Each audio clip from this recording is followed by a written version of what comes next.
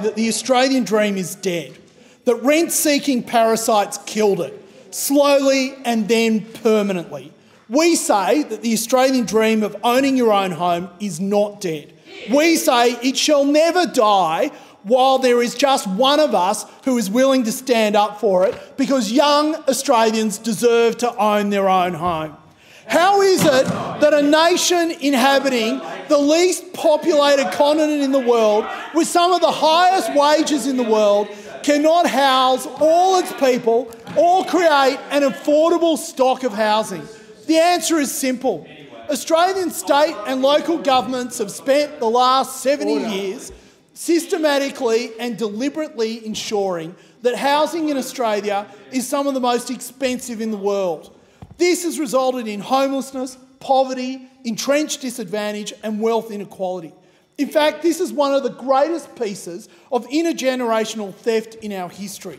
All the while, self-righteous, self-serving interest groups, always taxpayer-funded, vehemently argue that the answer to these problems is more of the same: more regulation, more tax and higher super contributions.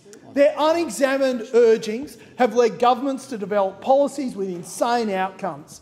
At a federal level, compulsory superannuation costs Australians over $30 billion a year, 3 times what they spend on electricity bills, and taxpayers a net $61 billion. The cost to ordinary Australians is decreasing home ownership. Since the introduction of compulsory superannuation, 2 things have happened. Labor's biggest donors have become rich beyond their wildest dreams, and each generation has had lower and lower levels of home ownership, embedding inequality. The left is aiding and abetting inequality in Australia in the 21st century. At a state level, planning laws and taxes have done their intended damage. In the 1990s, first home buyers spent a year saving for stamp duty. Today it takes 2.5 years. The ACT government, the self-proclaimed most progressive government in Australia, was going to remove stamp duty in favour of land tax. Now the citizens of the ACT get to pay both. According to St Vincent de Paul, there is a backlog of 500,000 affordable houses. I think they're being conservative. As for local government, ask the next person you walk past in the street what they think of their local council. They will happily tell you that it is bloated, costly, inefficient, spends money on saving the world while neglecting parking, parks, rubbish and footpaths. There is often a stench of corruption, whether it be brown paper bags or just simple incompetence. Mayors drive $270,000 Teslas, while their ratepayers see charges increase by 297%. And no one critically examines what goes on, because the local media's biggest advertiser is the council.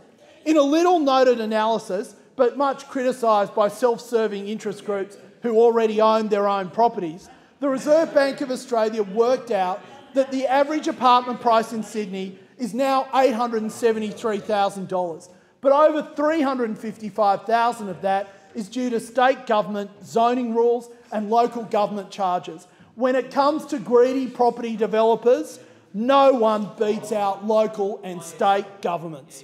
Given all this, is it any wonder that we have some of the most expensive land in the world?